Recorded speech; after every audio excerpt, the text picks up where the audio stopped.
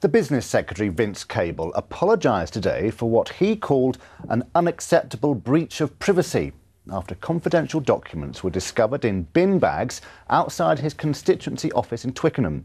If he's found to have broken data protection laws, he could face a fine of up to £500,000. Piers Hopkirk reports. As Business Secretary, waste disposal may not be in his ministerial remit, but it certainly is now. This is how some highly personal papers and correspondence were disposed of at Mr Cable's constituency office, shoved into bags and left outside. For just under a year they were collected by a whistleblower, before being handed on to the Richmond and Twickenham Times.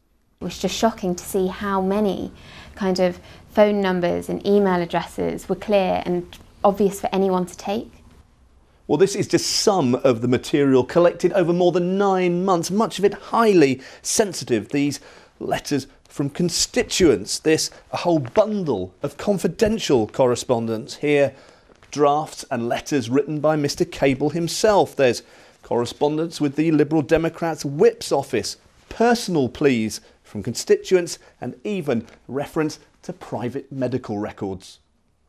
Yeah, absolutely amazed, really. The breadth of it, the diaries, the personal details, the canvassing information as well. It was really one of those things you almost can't believe what you've got, and automatically start asking questions as to how it all came about. Correspondence includes a letter from the Home Office, one to Home Secretary Theresa May. There's even copies of Mr Cable's diary engagements. This material is now being sent to the Information Commissioner, who's launched an investigation. In a statement, Mr Cable said, "The staff responsible fully accept that this was an entirely inappropriate way to handle such paperwork and that this was a serious error. I apologise unreservedly to all my constituents for what has clearly been an unacceptable breach of their privacy." Julian Fraser is a data protection specialist. He says while robust policies may be in place, too often they're let down in practice. It's nearly always a human that makes the mistake somewhere along the line. It's the humans that represent the vulnerability. So it is about having proper procedures and having proper training and making sure that they're carried out. This has been a highly embarrassing episode for the Business Secretary. With the possibility of a heavy fine, it could yet get worse.